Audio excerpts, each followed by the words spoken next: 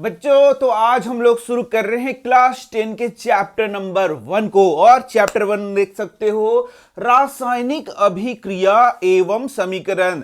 तो एक शॉट में 1 शॉर्ट वीडियो है और ये पूरा चैप्टर तुम यहां पर पढ़ सकते हो। और यदि तुम्हें इसका पीडीएफ चाहिए तो डिस्क्रिप्शन में वहां लिंक मिल जाएगा, वहां से तुम पीडीएफ ले भी सकते हो। तो भाई यहां पर जो चैप्टर है वह क्या है?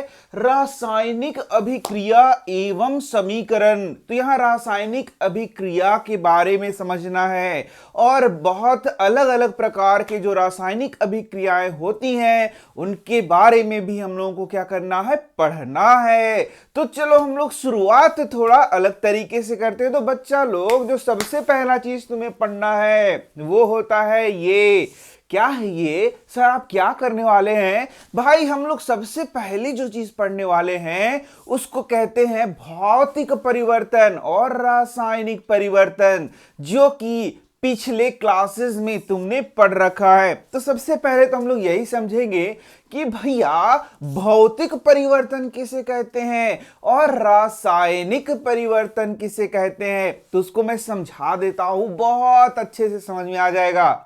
तो जरा ध्यान से देखना। मान लो, मानना पड़ेगा क्योंकि मेरे पास तो है नहीं। मान लो कि ये मैग्नीशियम का क्या है बच्चा लोग? रिबन है। ये क्या है? मैग्नीशियम का रिबन है। यहां पे मैं आ जाता हूं। मैग्नीशियम का क्या है बच्चा लोग? रिबन। एमजी का क्या है? रिबन है। एमजी का मेरे पास क्या है? एक रिबन है, फीता है। तो अब देखो जरा सा, यदि मैं इस Mg मैग्नीशियम के फीता को इस तरीके से मोड़ दूं, इस तरीके से इसका मैंने शेप में परिवर्तन कर दिया है, इसके आकृति में परिवर्तन कर दिया है, तो फिर भी ये क्या है? फिर भी ये मैग्नीशियम ही है। क्या है बच्चा लोग? फिर भी ये क्या है? मैग्नीशियम है। यदि मैं इसे छोटा कर देता हूं फिर भी ये क्या है? मैग्नीशियम ही है। यानी कि इसमें कुछ भी ऐसा परिवर्तन जो मैं करता हूं जिससे इसका रासायनिक गुणधर्म नहीं बदलता है। जो रसायन था पहले वही रसायन ये बाद में होगा। तो इसे हम लोग कहते हैं भौतिक परिवर्तन। ध्यान से सुनो, यानी पहले भी ये क्या था? मैग्नीशियम। और अब भी क्या है भैया? मैग्नीशियम ही है। अब भी क्या है? मैग्नीशियम। अब मैंने इसे चमोड़ दिया तो भी क्या है? अरे ये तब भी मैग्नीशियम ही है सर। यानी कि इसका जो केमिकल है, रसायन है मैग्नीशियम, उसमें कोई परिवर्तन नहीं होता है। तो उसे ही क्या कहते हैं भाई? उसे ही हम लोग कहते हैं भौतिक परिवर्तन। क्या बोलते हैं? भौतिक परिवर्तन। अब देखते हैं जरा सा, इसको हम लोग यदि जला दें तो क्या होता है? ये देखो, अरे वाह, जल भाई जल। यहां देखना, अब इसको हम लोग जला देंगे। ये देखो, ये जल रहा है। अरे भैया देखो, जल रहा है, जल रहा है ना? तो जब ये जल रहा है तो देखो, ये जो राख बन गया, ये क्या बन गया बच्चों? अब ये जो राख बन गया, पहले क्या था? मैग्नीशियम था। अरे पहले क्या था? मैग्नीशियम था। और अब क्या बन गया? ये जो राख है मैग्नीशियम ऑक्साइड बन गया। पहले था मैग्नीशियम। क्या था बच्चा लोग? मैग्नीशियम। जब ऑक्सीजन के प्रेजेंस में जला तो बन गया मैग्नीशियम ऑक्साइड। अभी एकदम सिंपल वे में हम लोग लिख रहे हैं। पहले था मैग्नीशियम, इसको जब जलाया तो ऑक्सीजन के प्रेजेंस में जला और बन गया मैग्नीशियम ऑक्साइड। तो जरा देखो, पहले कुछ और था, अब कुछ और है। यानी पुराना रसायन कुछ और था और उससे नया प्रकार का रसायन बन रहा है, नया पदार्थ बन रहा है। इसे ही हम लोग क्या कहते हैं? इसे कहते हैं रासायनिक परिवर्तन। क्या बोलते हैं? रासायनिक परिवर्तन। तो तुमने अब समझ लिया होगा कि जो भौतिक परिवर्तन है उस भौतिक परिवर्तन में नए रसायन का निर्माण नहीं होता है। बस सिंपल सा इतना सा चीज समझना है। कभी भी तुम्हें यदि भौतिक परिवर्तन और रासायनिक परिवर्तन में अंतर करना हो तो ये सबसे मोस्ट इंपॉर्टेंट डिफरेंस है। क्या है कि भौतिक परिवर्तन में नए पदार्थों का निर्माण नहीं होता है, जबकि रासायनिक परिवर्तन में नए पदार्थों का निर्माण होता है। तो बोलोगे सर आप ये भौतिक परिवर्तन और रासायनिक परिवर्तन कहां पढ़ाने लगे? अरे भाई, क्योंकि ये जो रासायनिक परिवर्तन हो रहा है ना, इसे ही हम लोग क्या कहते हैं? रासायनिक अभिक्रिया भी कहते हैं। समझ में आ रहा है? ये जो रासायनिक परिवर्तन होता है, इसे ही हम लोग थोड़ा अलग स्वरूप में बोल सकते हैं कि यहां पर क्या हो रहा है? रासायनिक अभिक्रिया हो रहा है। समझ रहे हो बात को? तो अब तुमने तो भौतिक परिवर्तन भी समझ लिया और रासायनिक परिवर्तन भी समझ लिया, तो चलो इसके अंतर को देख लेते हैं। तो देख सकते हो भौतिक परिवर्तन में क्या होगा? भौतिक परिवर्तन में भौतिक गुणों में क्या होता है? परिवर्तन होता है। जैसे कि अवस्था में परिवर्तन, ठोस है तो द्रव, द्रव है तो ठोस, तो ये कैसा परिवर्तन होगा? भौतिक परिवर्तन होगा। आकृति में परिवर्तन हो सकता है। आकृति मैंने दिखाया ना किस तरीके से आकृति में उसका क्या हो रहा था? परिवर्तन हो रहा था। तो ये जैसे कि मान लो एक रबर बैंड है, उसको खींचा जाए तो वो लंबा हो जाएगा, तो बोलोगे वो रासायनिक परिवर्तन है ना, वो भौतिक परिवर्तन है। लेकिन रबर बैंड को जला दिया जाए तो वो कैसा परिवर्तन हो जाएगा? रासायनिक परिवर्तन हो जाएगा। यानी कि भौतिक परिवर्तन में नए पदार्थ का निर्माण नहीं होता है। जो पदार्थ है ना, समझ रहे हो, मैंने बताया था तुम्हें कि यहां पर ये जो पदार्थ है वह कोई ना कोई इसमें रसायन है, किसी न किसी रसायन से बना हुआ है, किसी न किसी ये रसायन से बना हुआ है। तो जब भी इसका भौतिक परिवर्तन होगा तो जो रसायन था वही रहेगा, इसमें रसायन नहीं बदलेगा। लेकिन जैसे ही उसमें रासायनिक परिवर्तन होगा, उसमें रसायन बदल जाएगा, नया पदार्थ बन जाएगा। ठीक है? जैसे कि लोहे से जंग लगना, तो लोहा जो है वह अलग पदार्थ है और जंग जो है वह अलग पदार्थ है। तो ये कैसा परिवर्तन हो गया? यह एक रासायनिक परिवर्तन हो गया। लेकिन यदि हम लोग बोलें कि बर्फ से, मान लो बर्फ में भी H2O ही रहता है और उससे पानी बनना, उसमें भी क्या रहता है? H2O ही रहता है। अरे भैया, बर्फ जो है ना वह भी H2O है और जो जल है वह भी क्या है? H2O है। तो भाई दोनों में तो H2O ही है, तो ये भौतिक परिवर्तन हुआ कि रासायनिक परिवर्तन हुआ? तो ये भौतिक परिवर्तन हो गया। समझ में आ गया? तो यही है भौतिक परिवर्तन और रासायनिक परिवर्तन। तो हम लोगों ने क्या सीखा? हम लोगों ने सीखा कि जो रासायनिक परिवर्तन होता है ना, उसी को हम लोग कहते हैं रासायनिक अभिक्रिया। ठीक है? तो चलो अब हम लोग देखते हैं रासायनिक अभिक्रिया किससे कहते हैं। यहां देखना, हम लोग देखेंगे कि रासायनिक अभिक्रिया किससे कहते हैं। भाई बहुत इंपॉर्टेंट क्वेश्चन है, ये आ सकता है 2 मार्क्स में, तो इसको याद कर लो। देखना, यह वह प्रक्रिया है, यह वह प्रक्रिया है जिसमें 2 या 2 से अधिक पदार्थ, जिसमें 2 या 2 से अधिक पदार्थ या फिर एकल पदार्थ के द्वारा नए गुणधर्म वाले पदार्थों का निर्माण होता है। यानी कि ये देखो, 2 या 2 से अधिक पदार्थ से नए पदार्थ का निर्माण होगा। ये जो पदार्थ है ना, इससे नया पदार्थ जब बन रहा है, इसी को बोलेंगे रासायनिक अभिक्रिया। या फिर कोई इस तरीके से एक पदार्थ है, इससे नए पदार्थों का निर्माण हो रहा है, इसको भी क्या बोलेंगे? रासायनिक अभिक्रिया बोलेंगे।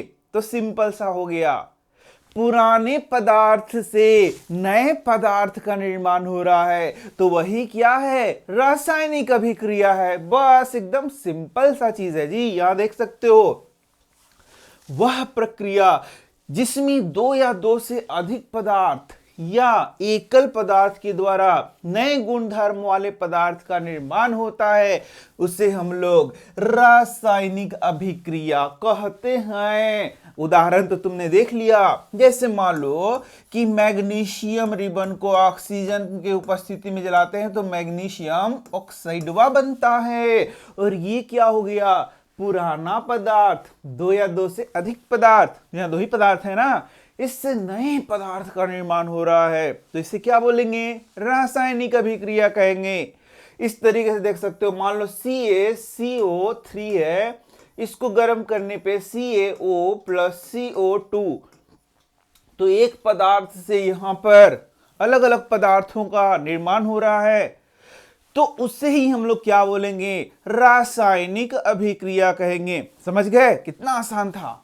तो यहां तुम देख भी सकते हो, मैंने तो नकली मैग्नीशियम जलाया था, यहां पर देख सकते हो ये असली मैग्नीशियम को जला रहा है। तो यहां देखो, जैसे ही मैग्नीशियम को जलाता है, डैजलिंग व्हाइट फ्लेम के साथ ये जलता है, एकदम डैजलिंग व्हाइट फ्लेम के साथ देखो यहां जल रहा है। ठीक है, तो ये क्या हो रहा है? मैग्नीशियम ऑक्सीजन के उपस्थिति में जल रहा है। तो ये कैसी अभिक्रिया हो गई रे भाई? ये हो गई रासायनिक अभिक्रिया। समझ में आ रहा है ना? तो चलो और चीजों को देखते हैं। तो भैया हम लोगों ने इतना जब पढ़ लिया तो ये तो दिमाग खोपड़ा में घुस ही गया है, समझ में आ ये गया है कि भाई जो रासायनिक परिवर्तन हो रहा है ना, उसी को हम लोग क्या बोलते हैं? रासायनिक अभिक्रिया के नाम से भी जानते हैं। लेकिन जब रासायनिक अभिक्रिया किसे कहते हैं तुमसे पूछेगा, तो जो परिभाषा पढ़ाया ना उसको लिख देना। अब यहां देख सकते हो, जैसे जंग का लगना, यहां देखो जरा सा, जंग का लगना, पहले ये था लोहा आयरन, और इस आयरन में जंग लग गया, यानी ये ऑक्सीजन के संपर्क में आया, H2O के संपर्क में आया, और इसमें आयरन ऑक्साइड का लेयर चढ़ गया, परत चढ़ गया, जिसे हम लोग बोल रहे हैं जंग। तो ये जो जंग हो गया बच्चा लोग, ये जंग यदि लग रहा है तो कैसा परिवर्तन हो गया? रासायनिक परिवर्तन हो गया। अब देखना, अंगूर के रस का किण्वन, अंगूर के रस का फर्मेंटेशन करेंगे तो नया पदार्थ बन जाता है भाई। तो उससे वह भी क्या हो गया? वह भी रासायनिक परिवर्तन हो गया। या फिर इसको हम लोग बोल सकते हैं कि यहां रासायनिक अभिक्रिया हो रहा है। बस सिंपल सा, भोजन का पकना, भोजन पकाओगे तब भी रासायनिक अभिक्रिया होगा। हमारे शरीर में भोजन का पचना, एंजाइम की मदद से हमारे शरीर में भोजन पचता है, तो वह भी क्या हो गया? रासायनिक अभिक्रिया हो गया, रासायनिक परिवर्तन हो गया। श्वसन भी क्या है? एक रासायनिक परिवर्तन है या फिर रासायनिक अभिक्रिया वहां पर होता है। देखा कितना आसान है। तो कुल मिला के रासायनिक परिवर्तन में पुराने से नया चीज बनता है, और उस रासायनिक परिवर्तन को ही रासायनिक अभिक्रिया कहते हैं। वाह वाह वाह, क्या बात है, क्या बात है, समझ में आ गया। तो अब थोड़ा सा यहां देखते हैं कि यदि रासायनिक अभिक्रिया कहीं पे हो रहा है, रासायनिक अभिक्रिया कहीं पे हो रहा है, तो उसको कैसे पहचाना जा सकता है? तो यहां देख सकते हो, तो वहां पदार्थ की अवस्था में परिवर्तन को देखा जा सकता है। जैसे पदार्थ ठोस था तो उससे द्रव हो सकता है, कोई जरूरी नहीं है, ठोस है तो ठोस भी रहेगा, लेकिन अवस्था परिवर्तन वहां देखा जा सकता है। कब? जब रासायनिक अभिक्रिया हो रहा है। क्योंकि तुमने तो पढ़ा है ना कि जब भौतिक परिवर्तन होता है उसमें भी अवस्था परिवर्तन को देखा जा सकता है, इसे कंफ्यूज मत होना। दूसरा, रंग में परिवर्तन, जब रासायनिक अभिक्रिया होगा तो कभी कभी वहां रंग में चेंज देखा जा सकता है, मतलब वहां रंग में परिवर्तन होगा तो तुम बोलना ओ यहां पर लग रहा है कि रासायनिक अभिक्रिया हुआ है। रासायनिक अभिक्रिया जब होता है तो कुछ ना कुछ गैस भी वहां से निकल सकता है। हमेशा निकलेगा सर गैस? नहीं जी, हमेशा निकलेगा ये कौन पढ़ा रहा है तुम्हें? बोला जा रहा है कि वहां पर कुछ गैस निकल सकता है। ताप में परिवर्तन, जब रासायनिक अभिक्रिया होगा तो वहां ताप में परिवर्तन हो सकता है। जैसे एक एग्जांपल देख लो, जैसे तुम्हारे पास चूना है, क्या है बच्चा लोग? चूना। चूना जानते हो ना, चूना इसे खैनी में मई से खाता है सब चूना, और फिर यहां पोताई करता है दीवार को चूना। तो चूना को पानी में मिला दोगे और फिर उसको जाकर छूना, चूना को छूना, तो जैसे ही छुओगे तो बड़ा गरम गरम लगेगा। इसका मतलब हो गया कि ये कैल्शियम ऑक्साइड जो चूना है वह पानी से अभिक्रिया करता है और यहां पर काफी गर्मी पैदा करता है, हीट पैदा करता है। तो हो गया ना, यहाँ ताप में परिवर्तन हो रहा है, यहाँ ताप बढ़ जा रहा है। ताप क्या हो रहा है? बढ़ जा रहा है। तो ये भी क्या बता रहा है कि जरूर कुछ यहाँ पर रासायनिक परिवर्तन हो रहा है, तभी यहाँ पर ताप में क्या हो गया है? वृद्धि हो गया है। समझ रहे हो बात को? तो ये सारा चीज एकदम आसान आसान है बच्चा लोग, एकदम आसान आसान है, इसको यहाँ पर तुम समझ सकते हो। अब यहां पर देखो, यहां पर कुछ क्वेश्चंस तुमको, जैसे मैंने क्या बताया कि जब रासायनिक परिवर्तन होता है, रासायनिक अभिक्रिया होता है, तो कुछ ना कुछ गैस निकल सकता है। कोई जरूरी नहीं कि निकल भी करेगा। मैं क्या बता रहा हूं, ध्यान से सुनना।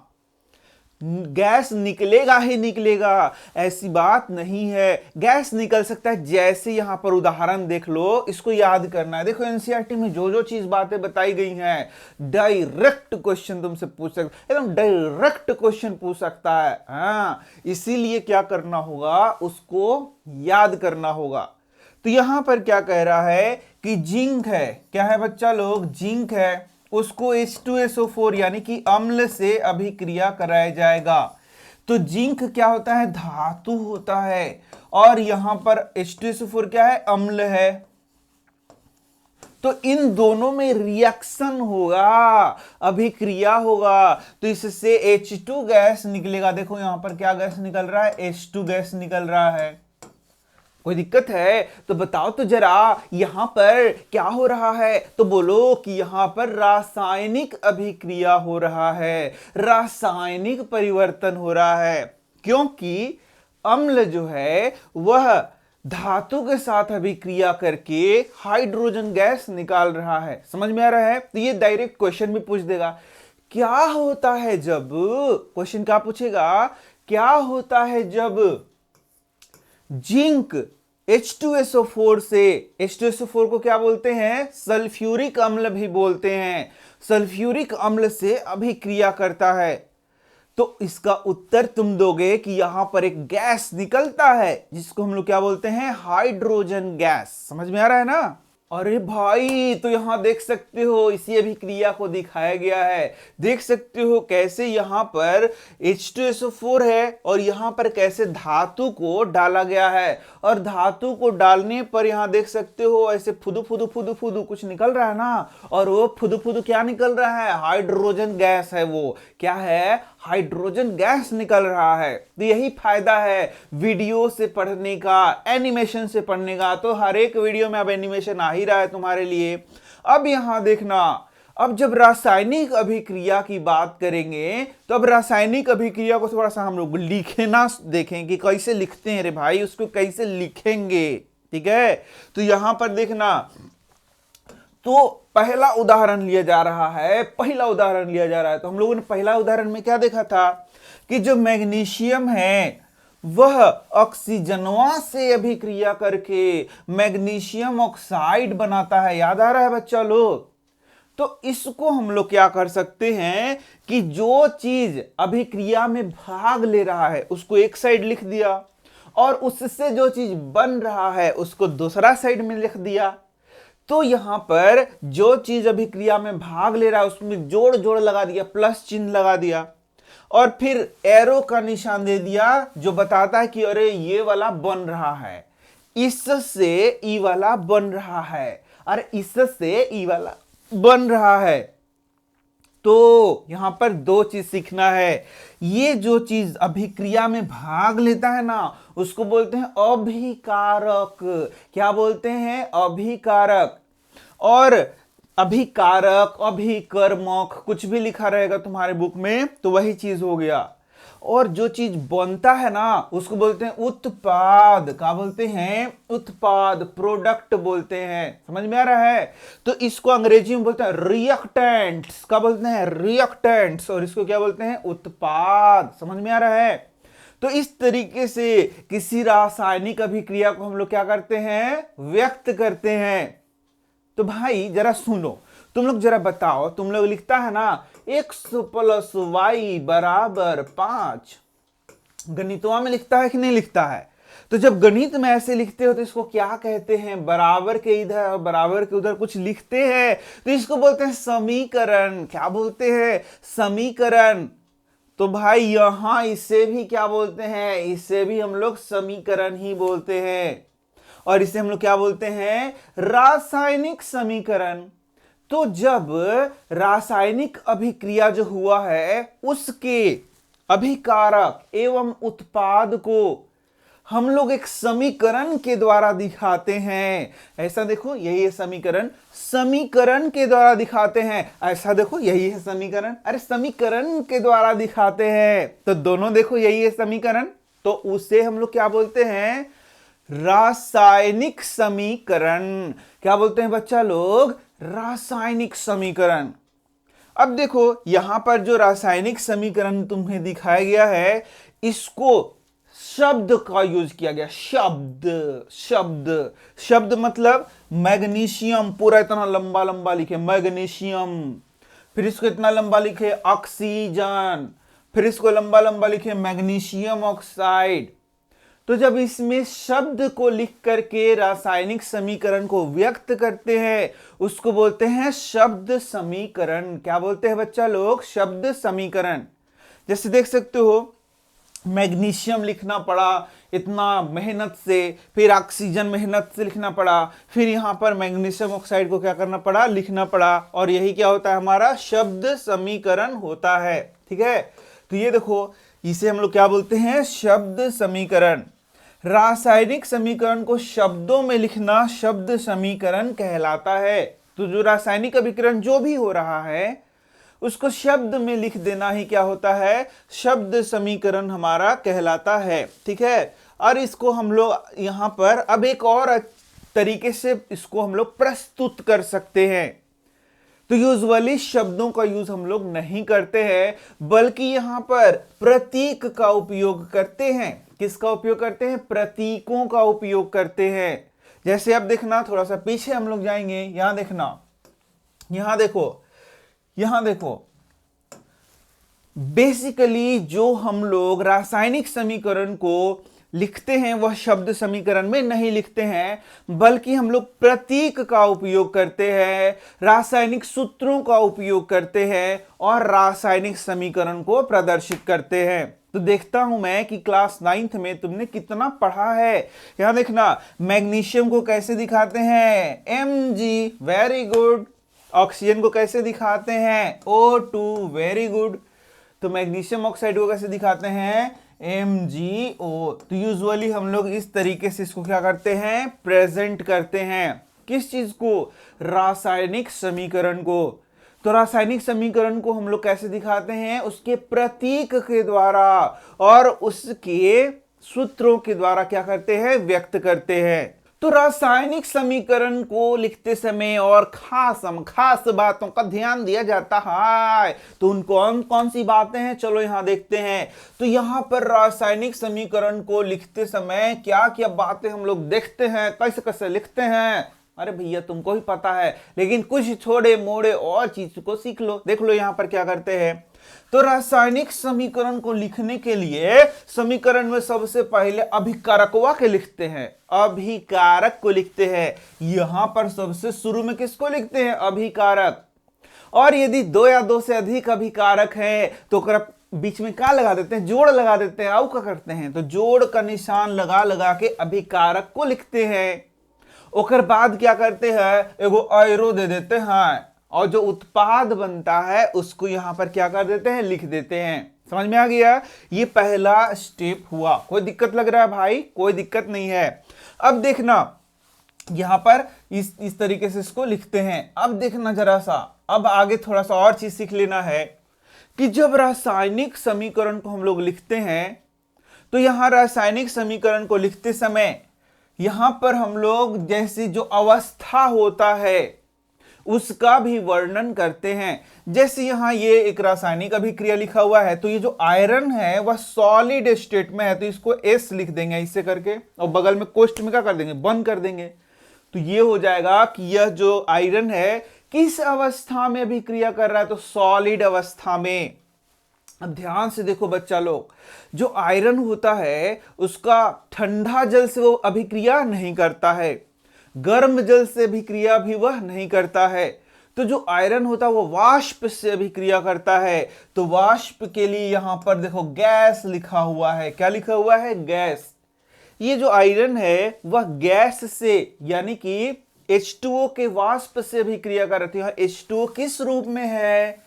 गैस के रूप में है, इसलिए यहां पर हम लोग क्या लिखेंगे? गैस लिखेंगे। चलिए एक और उदाहरण से मैं सिखा रहा हूं। मान लो ये CaO है, तो कैल्शियम ऑक्साइड यानी कि चूना ये सॉलिड होता है, तो इसको लिख देंगे सॉलिड यानी कि ठोस। और ये जब पानी से रिएक्शन करता है H2O से तो वह लिक्विड होता है, तो यहां बगल में लिख देंगे लिक्विड। कोई दिक्कत रे भाई? नहीं। तो यहां पर यही हम लोगों को समझना है कि जिस अवस्था में वह अभिक्रिया कर रहा है उसी को यहां पर क्या करते हैं? प्रदर्शित करते हैं। जैसे यही मैंने बताया कि ये जो H2O है वह गैसियस अवस्था में है, यानी कि जो आयरन होता है वह जल से अभिक्रिया नहीं करता है बल्कि वाष्प से अभिक्रिया करता है। तो इसको हम लोग यहां पर दिखा सकते हैं। समझ में आ रहा है? चलो तो यहां भी देख सकते हो। अब यहां पर देखोगे अभिकारक व उत्पाद का जब जलीय विलयन होता है तो वहां पर एक्वस हम लोग दिखाते हैं, AQ से उसको क्या करते हैं? प्रदर्शित करते हैं। समझ में आया ना? जैसे कि जल है वह लिक्विड स्टेट में हो सकता है, मतलब कि द्रव अवस्था में हो सकता है, तो L लिख दिया। गैस अवस्था में हो सकता है तो G लिख दिया।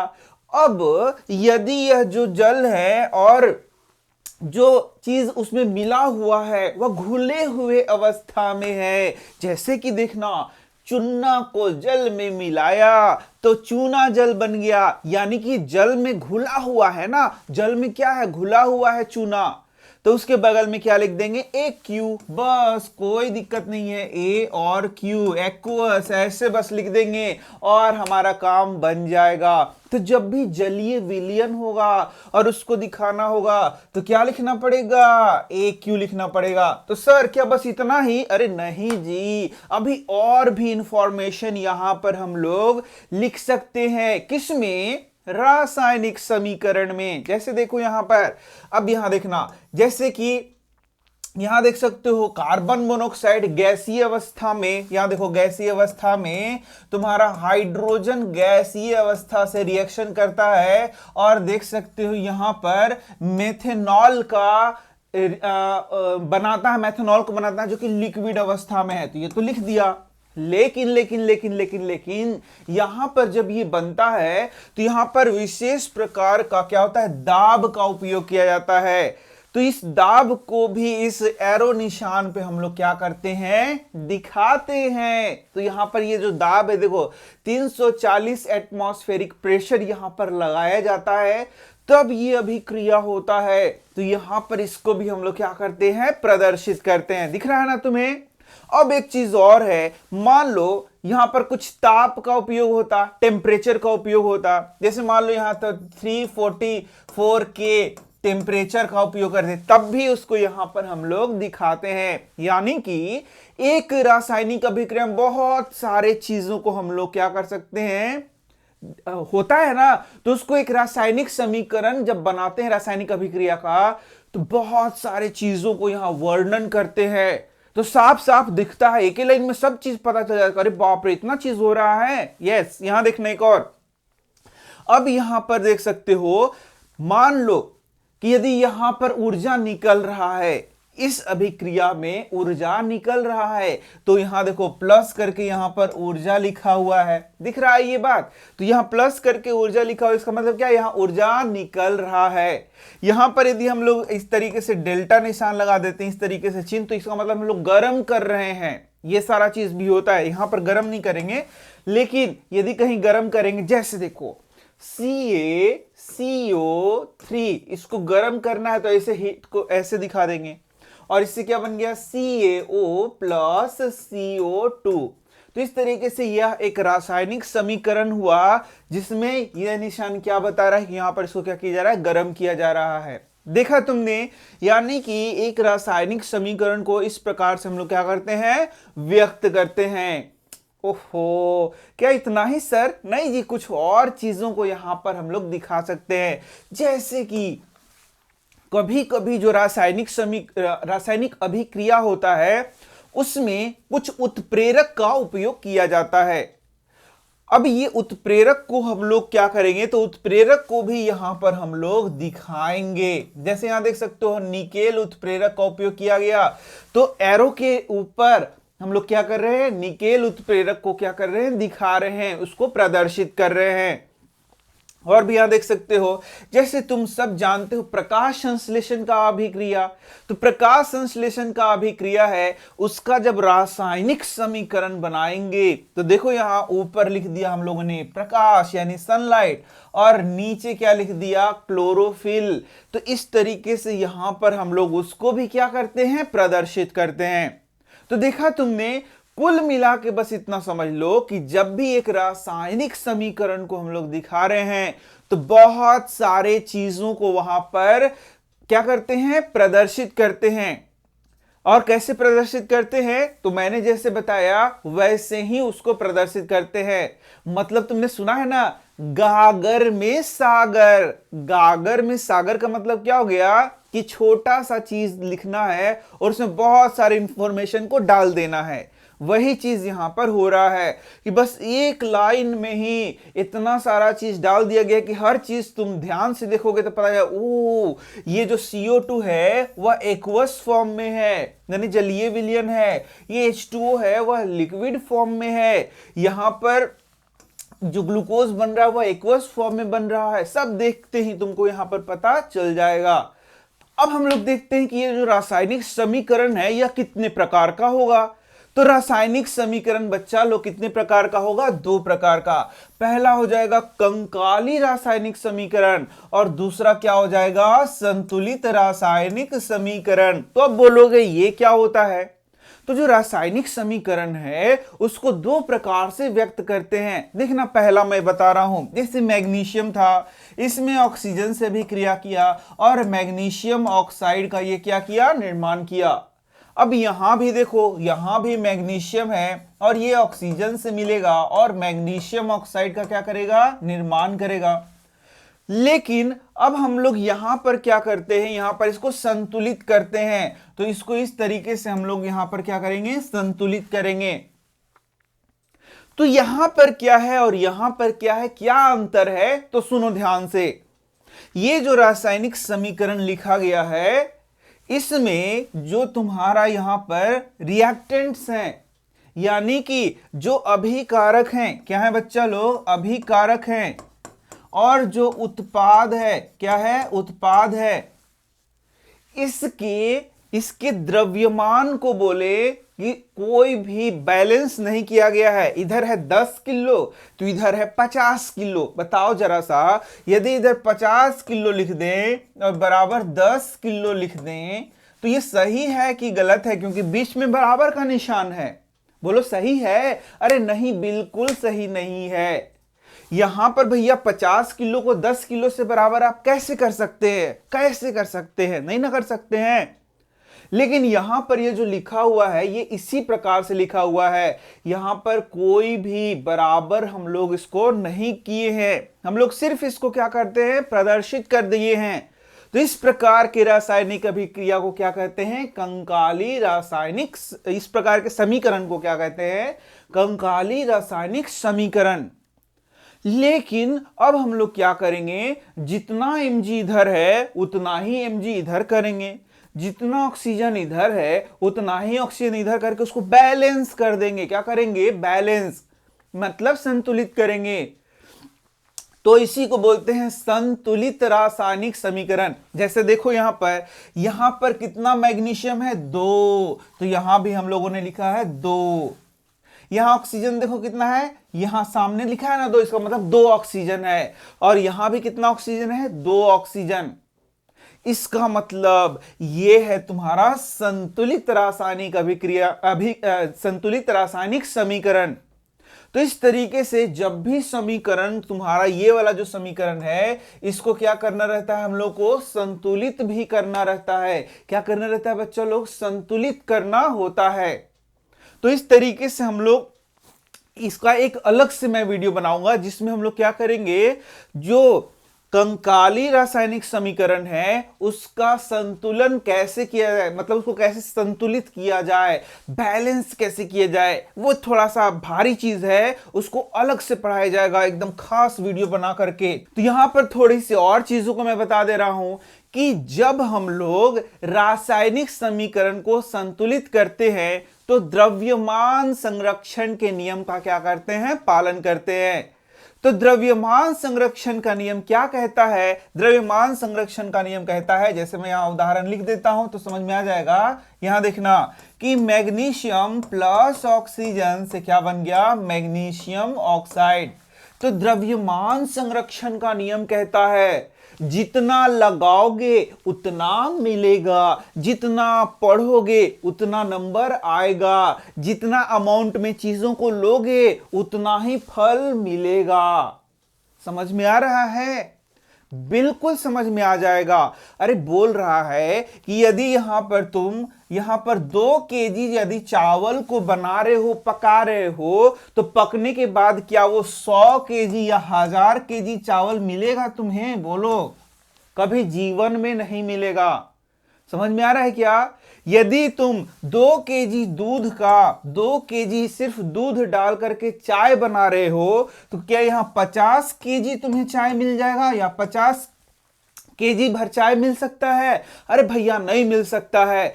क्यों नहीं मिल सकता है, क्यों नहीं हो सकता है? इसी को कहते हैं द्रव्यमान संरक्षण का नियम, कि यदि आप 2 केजी लगाएंगे तो आपको 2 ही केजी मिलेगा, यदि आप यहां पर 5 केजी लगाएंगे तो आपको 5 ही केजी मिलेगा। तो जितना आप यहां पर जितना अभिकारक होता है उतना ही उत्पाद मिलता है, यानी कि इसका द्रव्यमान नहीं बदलता है। इसे ही कहते हैं द्रव्यमान संरक्षण का नियम। और इसी आधार पर यहां पर इसको हम लोग क्या करते हैं, बैलेंस करते हैं, इसको हम लोग क्या करते हैं, संतुलित करते हैं। तो जैसे मैंने बताया कि इसको हम लोग क्या करेंगे, एक अलग से वीडियो बना करके पढ़ेंगे। तो अब हम पढ़ने वाले हैं अपने एक बहुत ही इंपॉर्टेंट टॉपिक को और एकदम नए टॉपिक को। तो ये टॉपिक क्या है, ये है रासायनिक अभिक्रियाओं के प्रकार।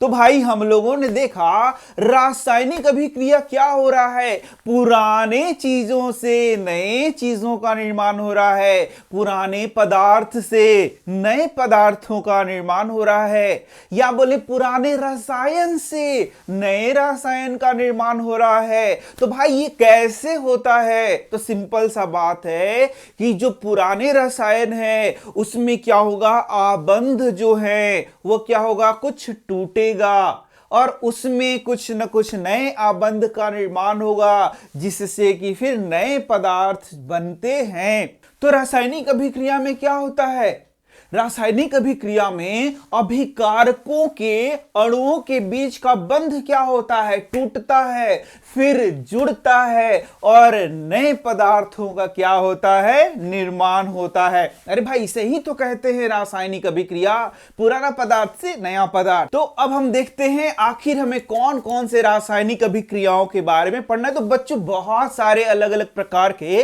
रासायनिक अभिक्रियाएं हो सकती हैं, लेकिन उनमें हम लोगों को ये जो 5 रासायनिक अभिक्रिया है मेन उसको पढ़ाया गया है। तो हर एक को क्या करना होगा, याद करना होगा, समझना होगा। अरे बहुत आसान है, अरे भाई बहुत बहुत बहुत आसान है। तो पहले तो नाम हम लोग देख लेते हैं। देखो यहां सबसे पहला कौन सा है, संयोजन अभिक्रिया, जिसको हम लोग बोलते हैं कॉम्बिनेशन रिएक्शन। दूसरा क्या है, वियोजन या अपघटन अभिक्रिया, जिसको क्या बोलते हैं, डिकम्पोजिशन रिएक्शन। तीसरा है तुम्हारा विस्थापन अभिक्रिया, जिसको बोलते हैं डिस्प्लेसमेंट रिएक्शन। चौथा है द्विविस्थापन रिएक्शन अभिक्रिया, जिसको बोलते हैं डबल डिस्प्लेसमेंट रिएक्शन।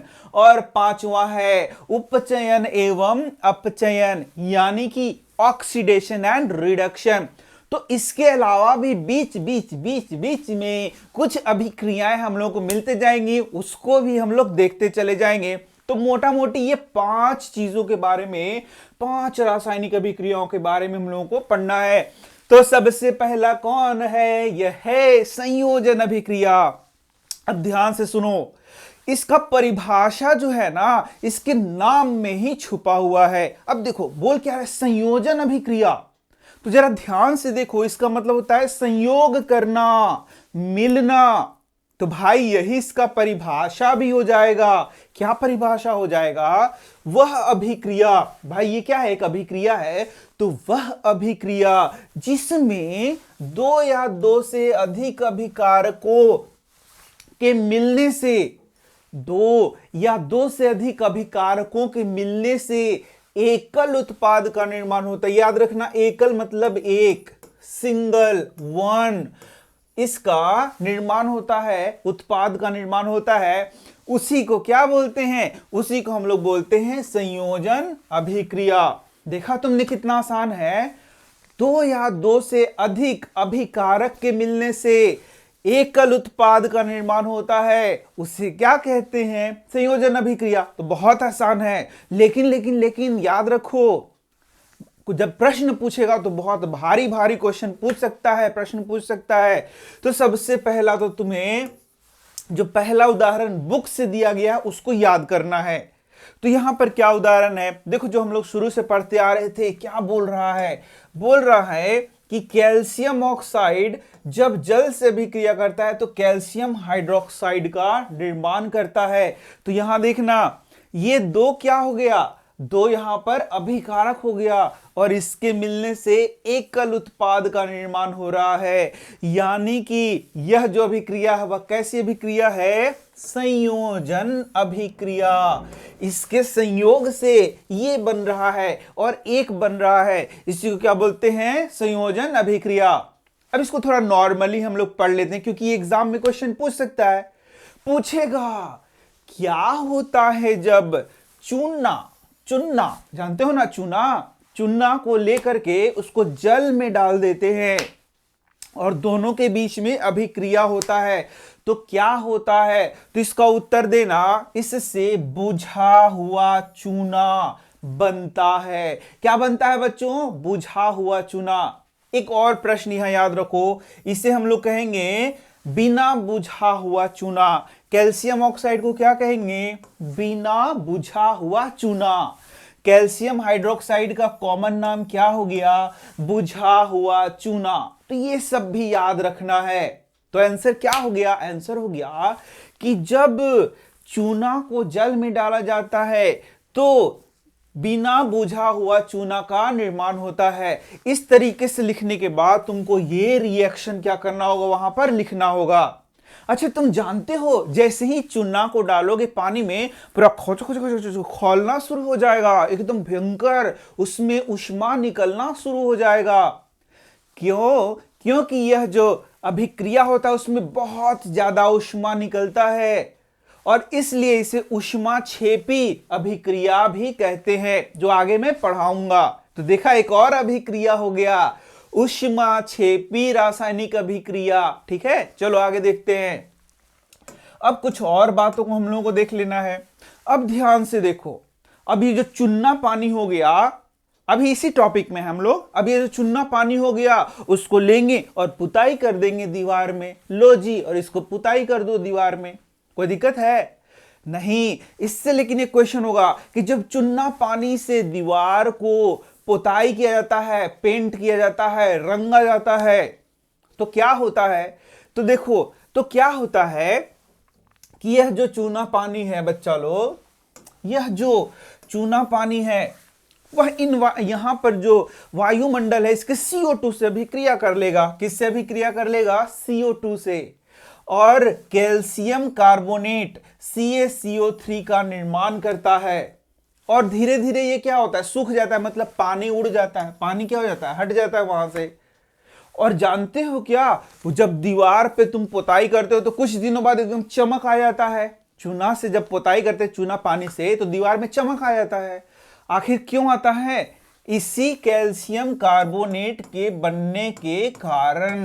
तो यहां से भी ये प्रश्न होता है कि क्या होता है जब कैल्शियम हाइड्रोक्साइड यानी कि चूने के जल से पुताई किया जाता है? तो तुम उत्तर देना कि जो वायुमंडल में CO2 है उससे ये अभिक्रिया करता है और अभिक्रिया करके CaCO3 का निर्माण करता है तथा जल इसमें से निकलता है, इसलिए वहां पर एक शाइनी सरफेस बन जाता है। देखा, तो यही सब बात इसमें लिख देना होगा। यहां तुम देख सकते हो, यही यहां पर चूना है, ठीक है ना। चूना देखा होगा ना यार, चूना भी नहीं देखा है तुम लोगों ने।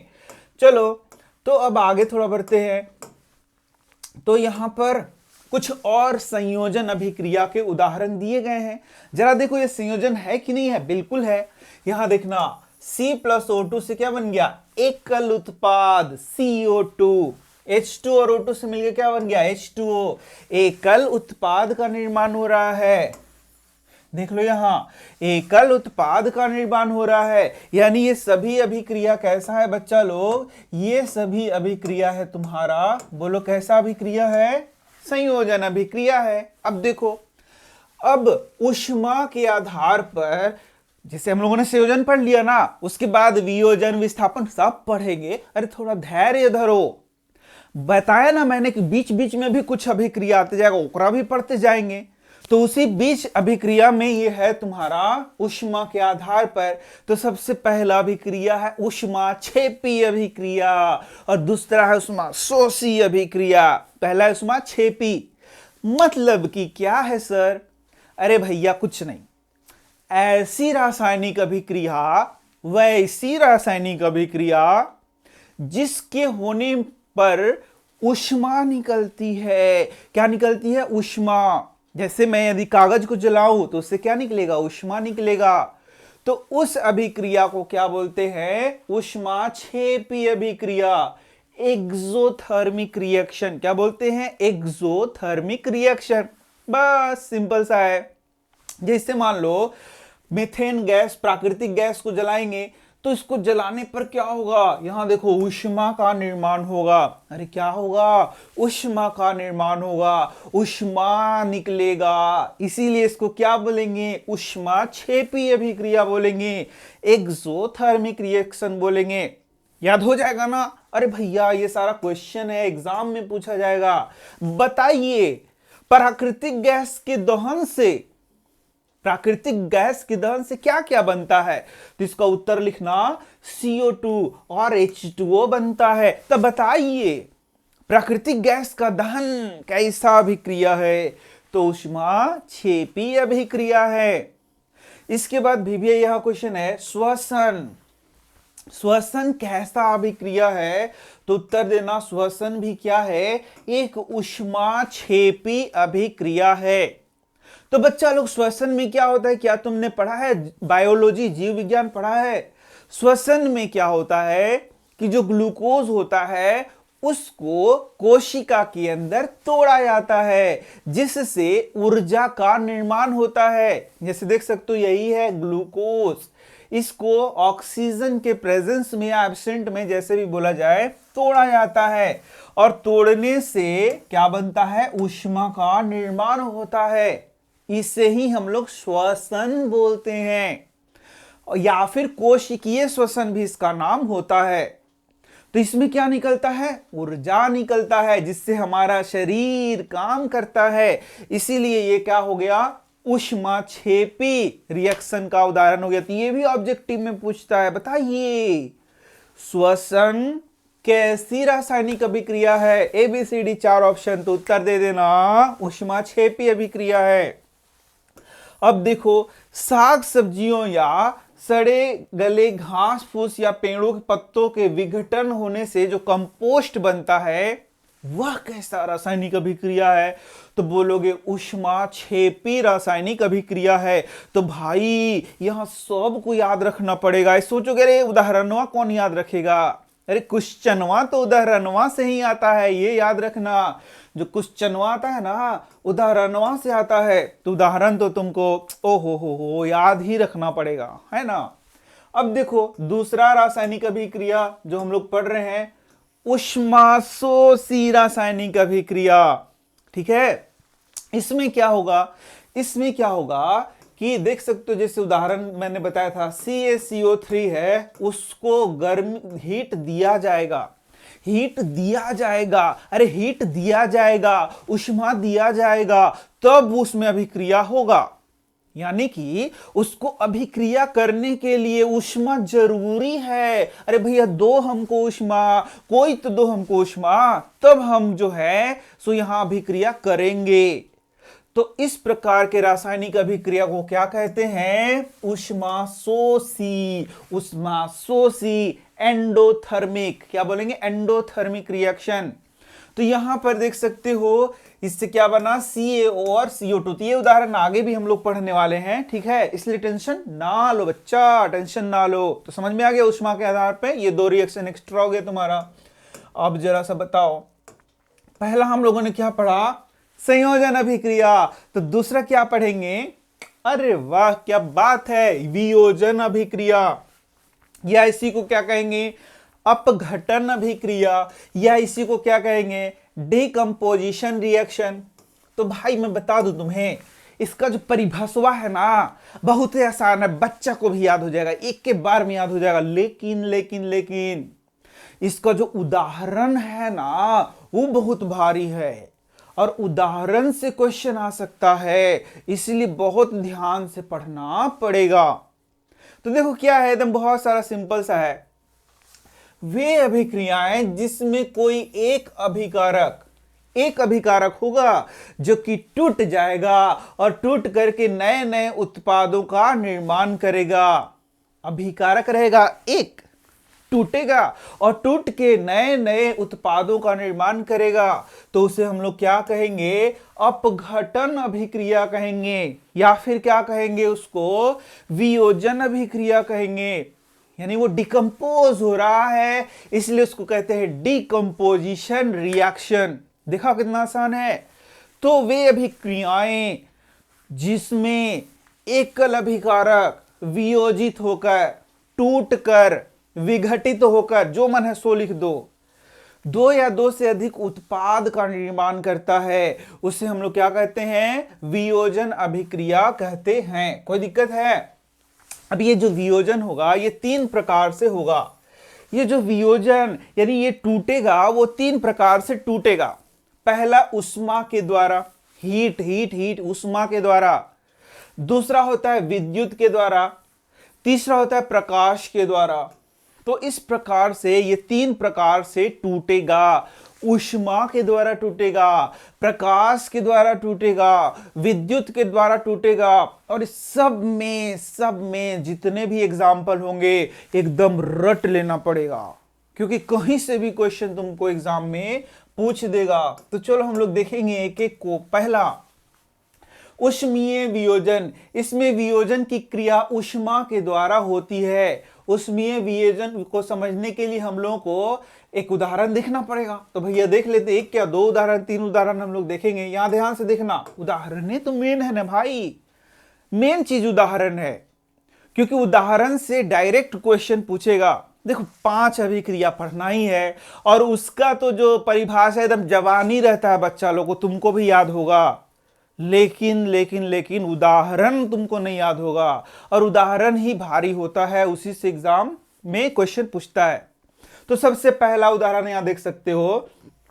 यहां देखो फेरस सल्फेट है ना, इस फेरस सल्फेट को उष्मा दिया जा रहा है, तो फेरिक ऑक्साइड, SO2 और SO3 का निर्माण हो रहा है। तो देखना एकल यहां पर क्या है? अभिकारक है। क्या है बच्चा लोग? एकल अभिकारक है। उसको हीट कर रहे हैं, गर्म कर रहे हैं, उष्मा दे रहे हैं, तो वह फेरिक ऑक्साइड में SO2 और SO3 में टूट जा रहा है। तो जरा बताओ तो किसका उदाहरण हुआ? वियोजन अभिक्रिया का उदाहरण हुआ। और साथ में यहां देखो उष्मा के कारण ये वियोजित हो रहा है, उष्मा के कारण टूट रहा है, इसलिए इसको बोलते हैं उष्मीय वियोजन। क्या बोलते हैं बच्चा लोग? उष्मीय वियोजन कहते हैं। अब ध्यान से देखो, इसमें थोड़ा सा हम लोग को बैक जाना पड़ेगा और थोड़ा सा और चीज इसके बारे में पढ़ना है। तो सबसे पहला चीज बोलता है कि हम लोगों के पास होना चाहिए फेरस सल्फेट क्रिस्टल। और बच्चों तुम जान लो, ये जो फेरस सल्फेट क्रिस्टल इसको बोलते हैं FeSO4.7H2, इसको कहते हैं फेरस सल्फेट क्रिस्टल। तो पहला क्वेश्चन मैं तुमसे पूछता हूं, बताइए फेरस सल्फेट क्रिस्टल किसे कहते हैं? तो इसका उत्तर तुम देना कि सर जी, मास्टर जी, टीचर जी, FeSO4.7H2 को हम लोग बोलते हैं फेरस सल्फेट क्रिस्टल। कोई दिक्कत? नो दिक्कत। अब मैं तुमसे दूसरा क्वेश्चन पूछूं तो बच्चा जी बताइए फेरस सल्फेट किसको कहते हैं? तो तुम बताना FeSO4 को बोलते हैं फेरस सल्फेट। यदि क्रिस्टल लगा देंगे तो .7H2 तुमको बोलना पड़ेगा। इतना समझ गए?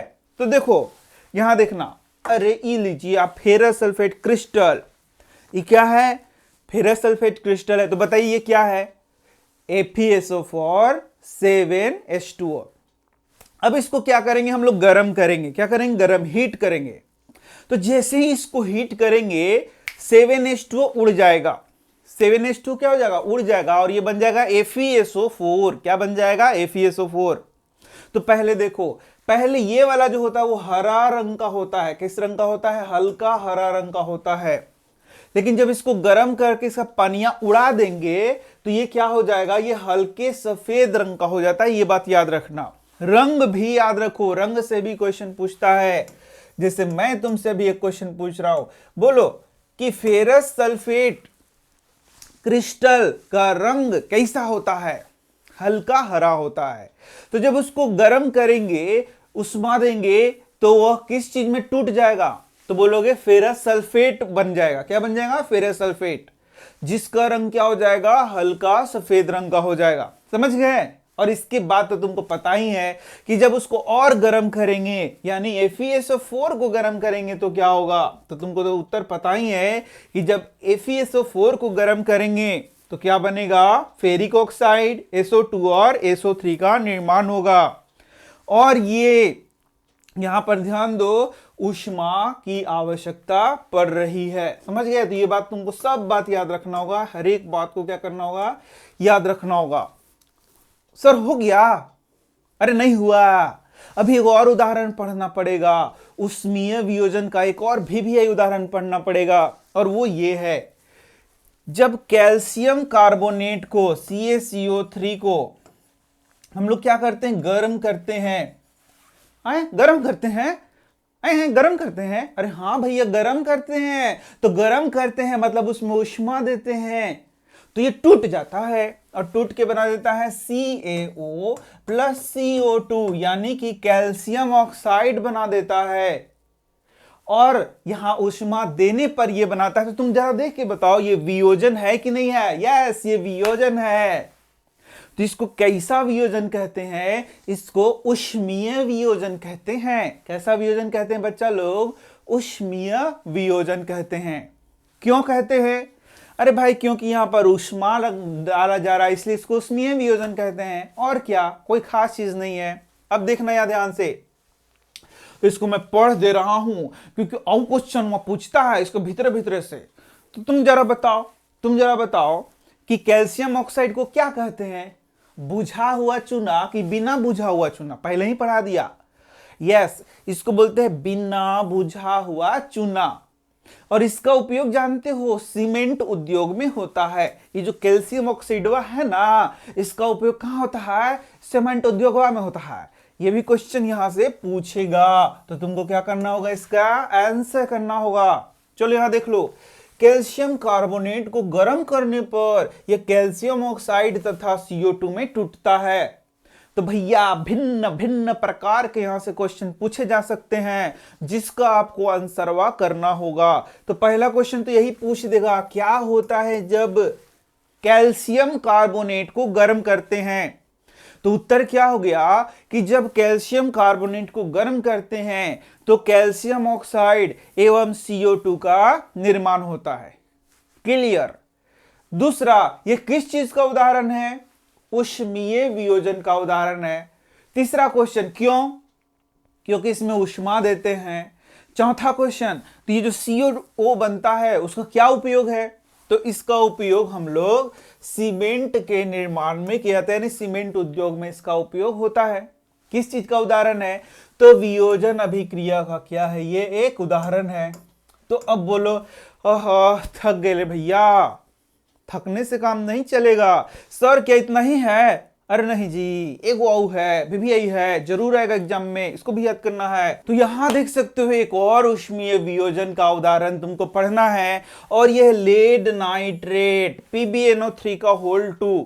तो क्या होता है जब लेड नाइट्रेट को गर्म किया जाता है, तो इसका उत्तर है लेड ऑक्साइड बनता है, नाइट्रोजन डाइऑक्साइड बनता है और ऑक्सीजन गैस बनता है। याद रखना, यहां ऑक्सीजन गैस बनता है, बच्चा लोग भूल जाता है, इसको एकदम याद रखना होगा। तो यहां देख सकते हो लेड नाइट्रेट को परख नली में रखकर क्या किया जा रहा है, गर्म किया जा रहा है, इससे भूरा रंग का, यहां देख लेना, यहां पर भूरा रंग का, ये देखो एक सेकेंड, ये देखो भूरा रंग का, इस तरीके से यहां पर क्या निकल रहा है, गैस निकल रहा है भूरा रंग का। अरे भैया भूरे रंग का, तो क्वेश्चन वहां पूछेगा कि जो भूरा भूरा गैस है वो कौन सा गैस है, हाँ जरूर पूछता है। तो ये जो भूरा गैस है ना, ये है तुम्हारा नाइट्रोजन ऑक्साइड, वाह कौन सा है, नाइट्रोजन ऑक्साइड। VVI क्वेश्चन होता है ये।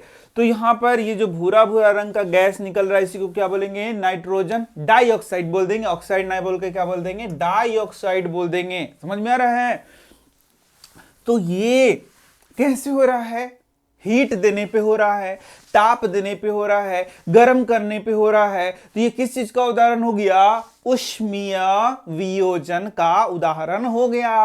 कोई दिक्कत है, नो दिक्कत। तो नेक्स्ट क्या हो जाएगा, नेक्स्ट हो जाएगा विद्युत वियोजन। जी हाँ, यदि वियोजन की अभिक्रिया विद्युत के द्वारा होती है तो उसे हम लोग क्या बोलेंगे, विद्युतीय वियोजन कहेंगे। अरे बड़ा सिंपल है, और इसका उदाहरण हम लोगों को यहां पर देखना होगा। जैसे देख सकते हो जल को विद्युत के द्वारा अपघटित किया जाता है, तो विद्युत के द्वारा वियोजन अभिक्रिया किया जाता है, विद्युत के द्वारा अपघटन अभिक्रिया किया जाता है, जिससे जल के विद्युत अपघटन के फलस्वरूप हाइड्रोजन और ऑक्सीजन गैस हमें प्राप्त होता है। लेकिन एक बात यहां खास ध्यान देना होगा बच्चों, कि जैसे यदि दो अणु यहां पर H2O का तोड़ते हैं तो हाइड्रोजन क्या होगा, ऑक्सीजन से यहां 2 गुना मिलता है, यह बात ध्यान देना होगा। तो यहां पर तुमसे यदि क्वेश्चन पूछेगा कि बताइए H2O का वियोजन किस किस चीज में होता है, तो तुम उत्तर करना हाइड्रोजन एवं ऑक्सीजन में इसका वियोजन होता है। अब नेक्स्ट क्वेश्चन पूछेगा तुमसे कि बताइए जरा सा भैया कि यहां पर ये जो वियोजन हो रहा है वह कैसा वियोजन है, तो तुम उत्तर देना कि सर ये जो है इसे हम लोग विद्युत वियोजन कहते हैं, या फिर इसे हम लोग क्या बोलते हैं, इसे हम लोग विद्युत अपघटन के नाम से जानते हैं, इलेक्ट्रोलाइसिस के नाम से जानते हैं। बहुत अच्छा। तो यहां देख सकते हो इसका मतलब है कि जल का वियोजन अभिक्रिया क्या विद्युत के द्वारा किया, जिसमें ऑक्सीजन तथा हाइड्रोजन अलग अलग प्राप्त हो जाते हैं। यहां पर हाइड्रोजन तथा ऑक्सीजन का अनुपात 2:1 होता है। बहुत इंपॉर्टेंट चीज है, इस बात को याद रखना। तो देखो यहां पर जल का विद्युत वियोजन दिखाया गया है या वैद्युत अपघटन दिखाया गया है। तो यहां ध्यान से देखना बच्चा लोग, यहां पर यदि ध्यान से देखोगे तो ये देखो यही है हाइड्रोजन, यहां पर देखो ये क्या है, हाइड्रोजन, और ये क्या है, ऑक्सीजन। तो हाइड्रोजन 2 अनुपात में आएगा और ऑक्सीजन 1 अनुपात में क्या होगा, टूटेगा। हाइड्रोजन 2 अनुपात मिलेगा और ऑक्सीजन क्या होगा, 1 अनुपात में तुमको यहां पर प्राप्त होगा। तो यहां देख सकते हो किस तरीके से हाइड्रोजन यहां मिल रहा है और ऑक्सीजन हमें यहां मिल रहा है। तो हाइड्रोजन देखो ये ज्यादा है और ऑक्सीजन क्या है, कम है। किसका अपघटन हो रहा है, जल का विद्युत अपघटन हो रहा है। ठीक है, तो यहां पर अब हम लोग आगे बढ़ते हैं जरा सा, और आगे अब हम लोग देखते हैं प्रकाशीय वियोजन। किसको देख रहे हैं, प्रकाशीय वियोजन को।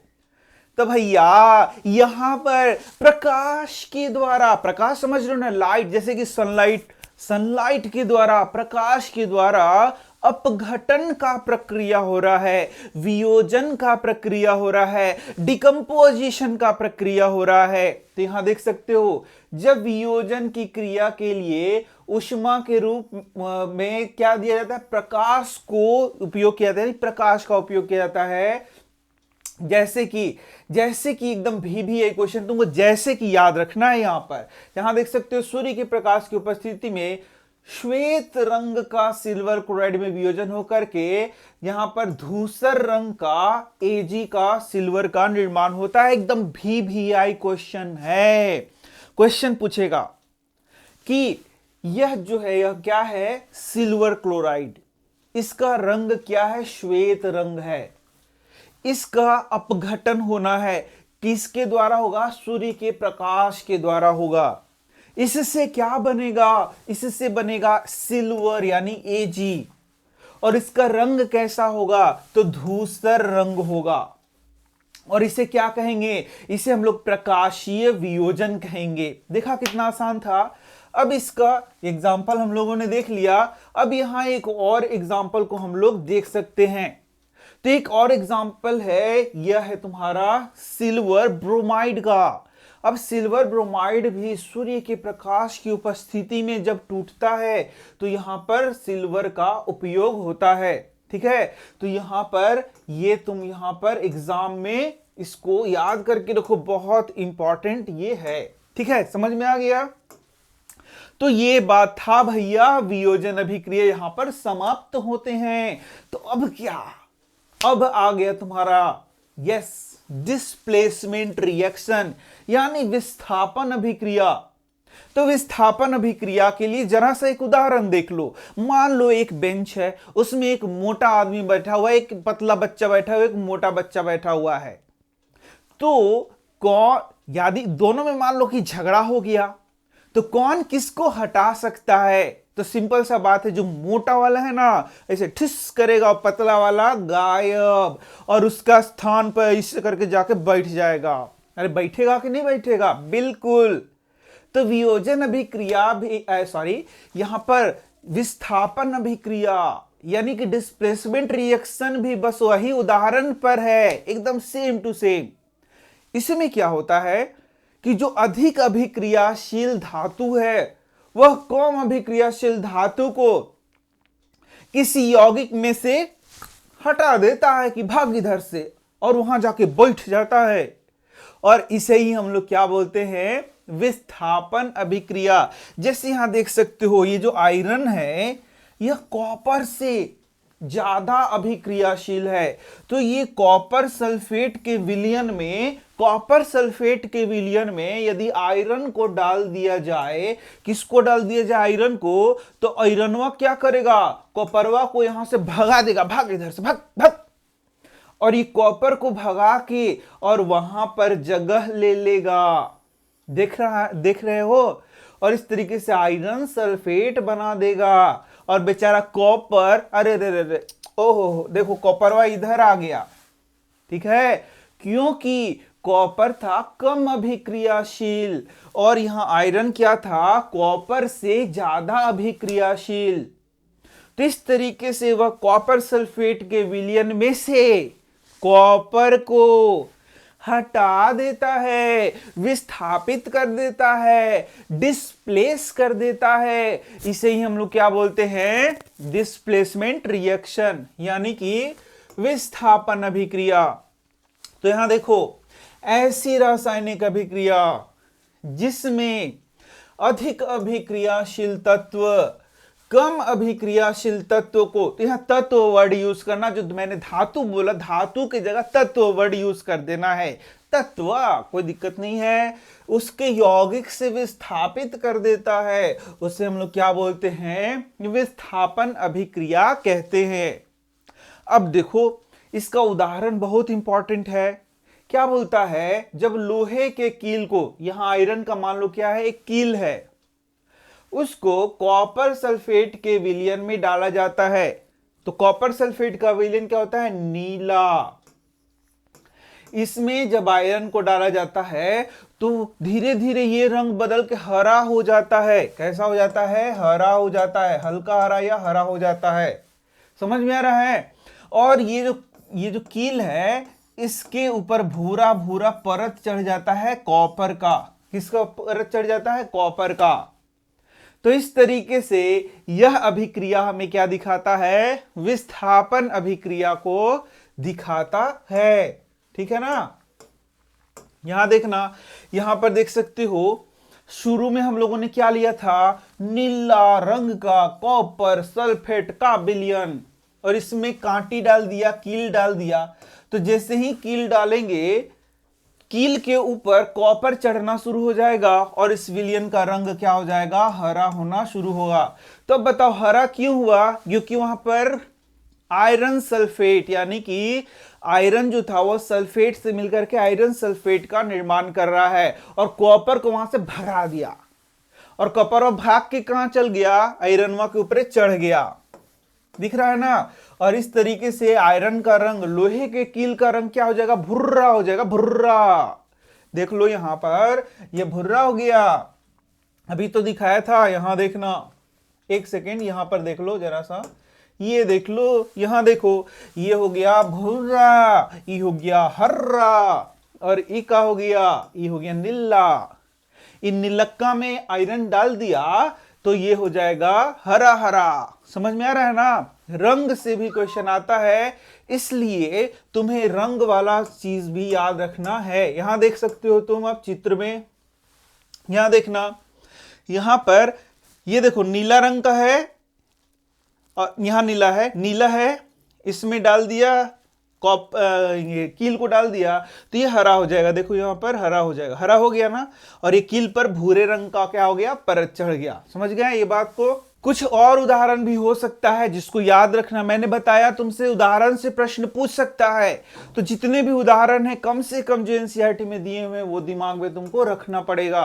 तो Zn प्लस CuSO4 से क्या बन गया, ZnSO4 प्लस Cu। भैया कौन किसको विस्थापित किया है, तो Znवा है ना, वो कॉपरवा को यहां से हटा दिया है।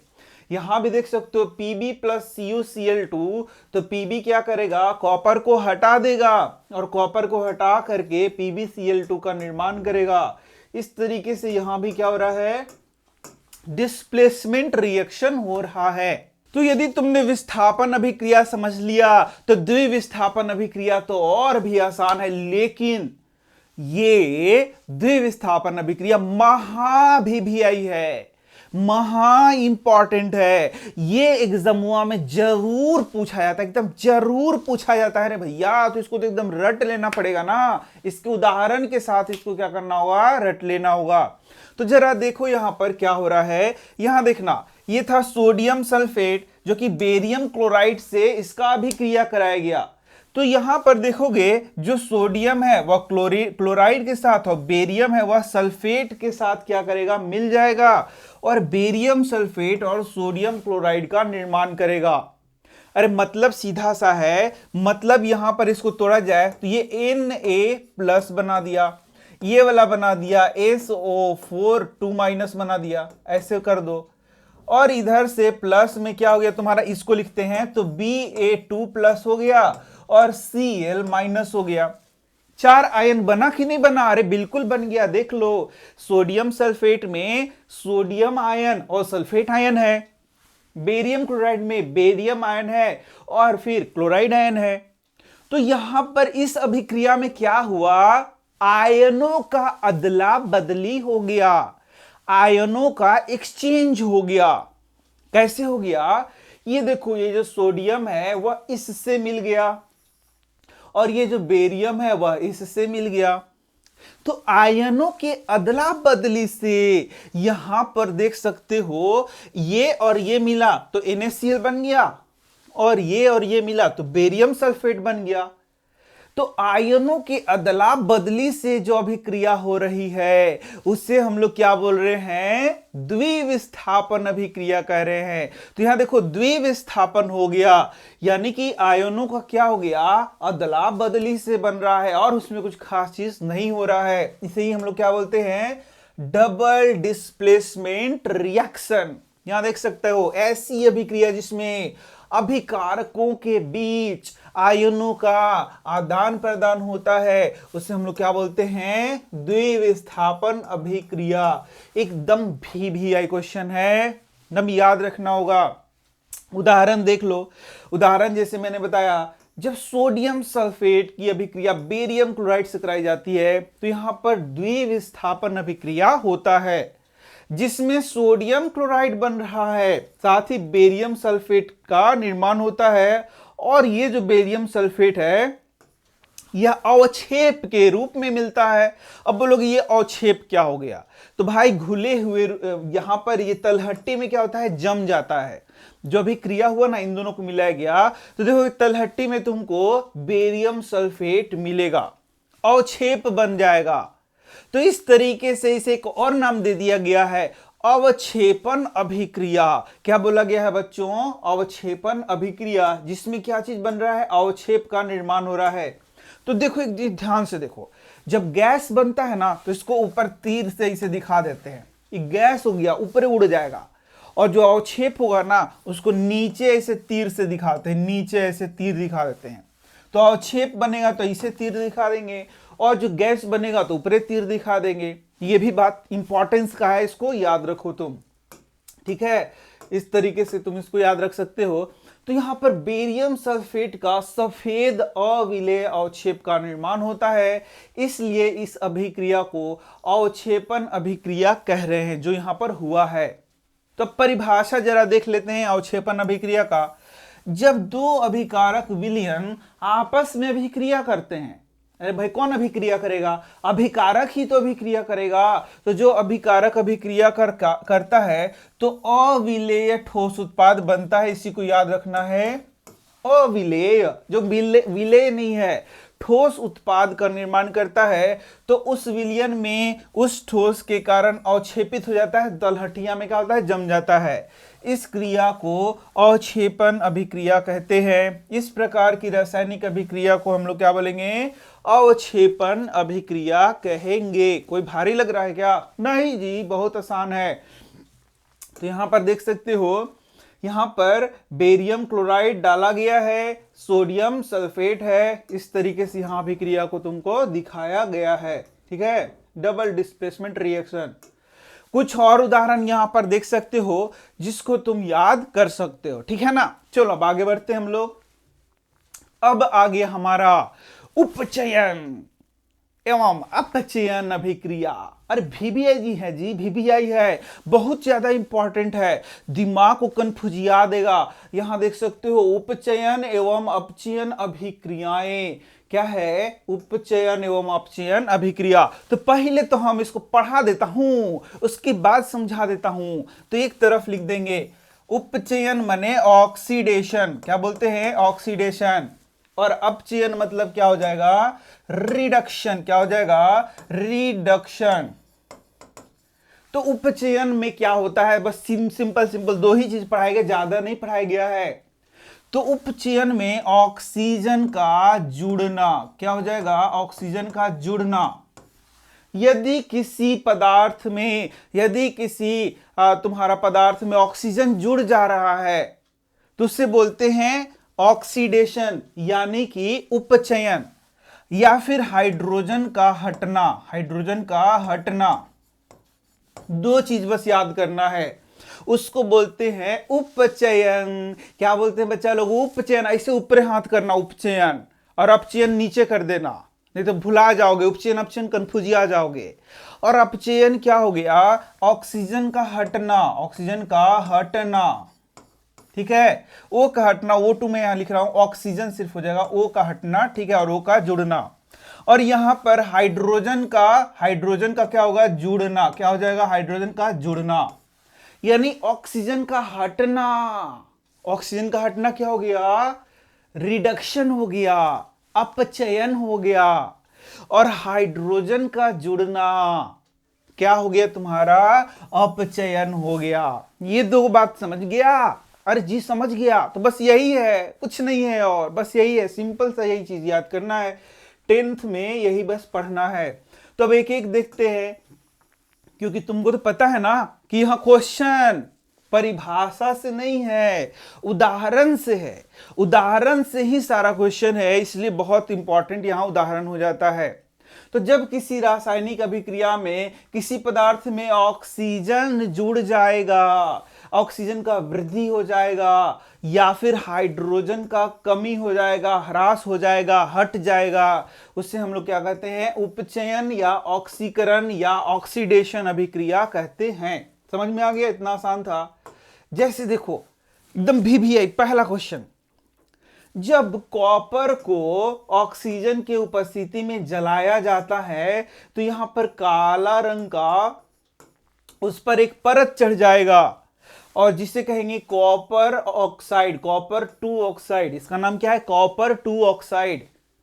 तो यहां से तुमसे क्वेश्चन पूछेगा, बताइए ये कैसा अभिक्रिया है? तो तुम बोलना कि यहां कॉपर में ऑक्सीजन देखो तो जुड़ गया, Cu में ऑक्सीजन क्या हो गया? जुड़ गया। देखो तो जुड़ गया। तो ऑक्सीजन का जुड़ना क्या है? ऑक्सीजन का जुड़ना है उपचयन या फिर ऑक्सीडेशन। समझ में आ रहा है? तो ये है उपचयन का उदाहरण। क्या है बच्चा लोग? उपचयन का उदाहरण है। तो यहां देख सकते हो दिखाया गया है कि यहां कॉपर चूर्ण को लिया गया है। देख लो, कॉपर चूर्ण को गर्म कर रहे हैं। क्या कर रहे हैं? गर्म कर रहे हैं। तो ये ऑक्सीजन से क्रिया करके काला रंग का इस पर क्या चढ़ जा रहा है? लेयर। काला रंग का इस पर परत चढ़ जा रहा है, जो कि क्या हो रहा है? जो कि बता रहा है कि कॉपर 2 ऑक्साइड बना है। क्या बना है? Copper 2 oxide. और इसे ही हम लोग कहते हैं उपचयन। क्या हो रहा है यहां पर? उपचयन हो रहा है। समझ में आ गया ना? चलो अब आगे देखते हैं। अब क्या हुआ कि ये जो कॉपर 2, देखो यहां CuO था, ठीक है, इसमें हम लोग हाइड्रोजन गैस पास करा देते हैं। क्या पास करा देते हैं? Hydrogen gas. तो जैसे ही हाइड्रोजन गैस पास कराएंगे बच्चा लोग, तो ये तुम्हारा कॉपर हो जाएगा और H2O का निर्माण होगा। यानी कि इस कॉपर में से ऑक्सीजन हट जाएगा। कॉपर ऑक्साइड में से, कॉपर ऑक्साइड में से, कॉपर नहीं, कॉपर 2 ऑक्साइड में से ऑक्सीजन हट रहा है। देखो तो हटा कि नहीं हटा? यहां से यहां देखो, हटा कि नहीं हटा? अरे हटा कि नहीं हटा? हट गया। हटा कि नहीं हटा? हट गया। क्या हटा? ऑक्सीजन हटा। किससे हटा? कॉपर ऑक्साइड से हटा। तो इसको क्या कहेंगे? इसी को तो कहेंगे रिडक्शन, यानी कि अपचयन। क्या बोलेंगे? अपचयन। समझ में आ गया ना? चलो, तो यहां पर अब देख सकते हो उपचयन के अन्य उदाहरण देख लीजिए आप लोग। देखिए पहला, C+O2 से क्या बन गया? CO2। बताओ, ऑक्सीजन जुड़ा, यस। ऑक्सीजन का वृद्धि हुआ, यस, इसलिए ये हो गया ऑक्सीडेशन। क्या हो गया? ऑक्सीडेशन। या फिर इसी को बोलेंगे उपचयन। दूसरा यहां देखो, ये था फास्फोरस, ये फास्फोरस ऑक्साइड बन गया, फास्फोरस पेंटाऑक्साइड बना ना। तो यहां ऑक्सीजन जुड़ा कि नहीं जुड़ा? जुड़ गया। ऑक्सीजन जुड़ गया तो क्या कहेंगे? उपचयन कहेंगे, ऑक्सीडेशन कहेंगे। यही तो है। इतना भारी लग रहा है? इतना तो आसान है। अब देखो उपचयन के अन्य उदाहरण तो यहां पर देख ही सकते हो, ठीक है। अब चलो आगे बढ़ते हैं। अपचयन अभिक्रिया। भैया अपचयन अभिक्रिया बताने का जरूरी है, पढ़ लेते हैं। जब किसी रासायनिक अभिक्रिया में किसी पदार्थ में ऑक्सीजन का ह्रास होगा, ऑक्सीजन की कमी होगी, ऑक्सीजन हट जाएगा, ऑक्सीजन भाग जाएगा, वहां से ऑक्सीजन को हटा दिया जाएगा, उसी को क्या कहते हैं?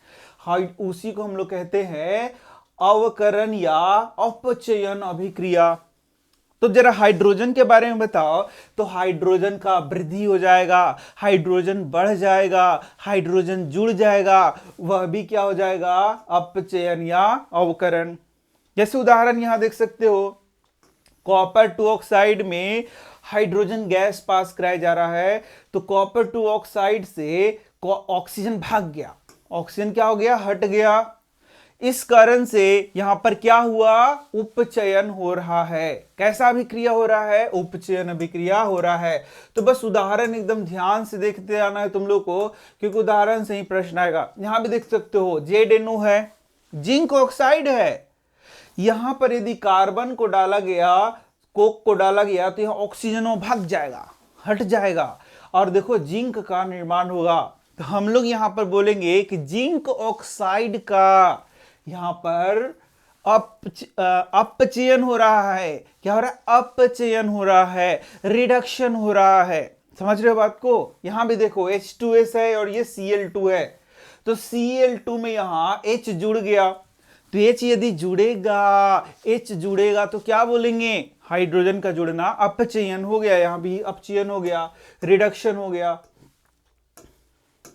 अब देखो, अब एकदम भी है क्वेश्चन है यहां पर, रेडॉक्स रिएक्शन।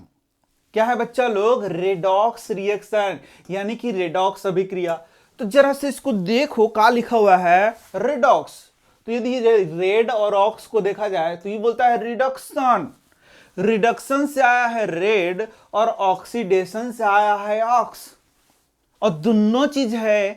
तो इसका मतलब है कि इस अभिक्रिया में दोनों चीज हो रहा होगा, ऑक्सीडेशनवा भी हो रहा होगा, रिडक्शनवा भी हो रहा होगा, मतलब उपचयन भी होगा, अपचयन भी होगा एक ही रासायनिक अभिक्रिया में। तो उसको हम लोग क्या बोलेंगे, रेडॉक्स रिएक्शन कहेंगे। ठीक है, तो जब किसी अभिक्रिया के दौरान उपचयन की क्रिया एवं अपचयन की क्रिया एक ही साथ होती है तो उसे हम लोग क्या कहेंगे, उपचयन अपचयन अभिक्रिया कहेंगे। तो बहुत ध्यान से सीखने वाला बात है कि ये पूरा रासायनिक अभिक्रिया है, इसमें उपचयन भी किसी का हो रहा है और किसी दूसरे का अपचयन हो रहा है, एक ही का दोनों नहीं हो रहा है, ये बात ध्यान देना, उसका दूसरा नाम हो जाएगा। एक का उपचयन दूसरे का अपचयन यदि ऐसा हो रहा है तो उसको बोलेंगे रेडॉक्स रिएक्शन, या हिंदी में क्या बोलेंगे, अपचयन उपचयन अपचयन अभिक्रिया। यहां पर दूसरा पेन से मैं बना देता हूं, उपचयन अपचयन उपचयन अपचयन अभिक्रिया, और अंग्रेजी में क्या बोलेंगे, रेडॉक्सवा रिएक्शनवा। समझ में आ गया?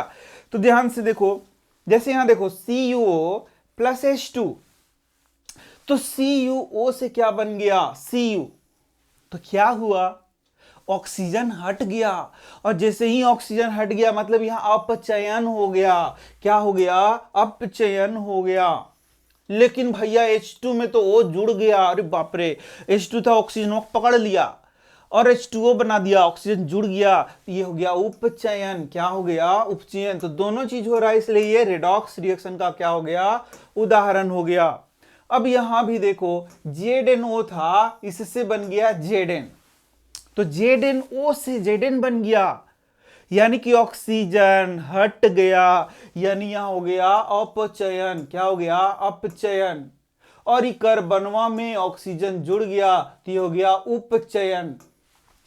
तो अपचयन भी, उपचयन भी, अपचयन भी, उपचयन भी, यानी कि ये हो गया रेडॉक्स रिएक्शन। ओहो, इतना आसान है। यहां भी देख सकते हो, यहां देखना HCl है, HCl में से मान लो कि H हट रहा है, H का हटना क्या हो गया, ऑक्सीडेशन हुआ कि नहीं हुआ, एकदम हो गया।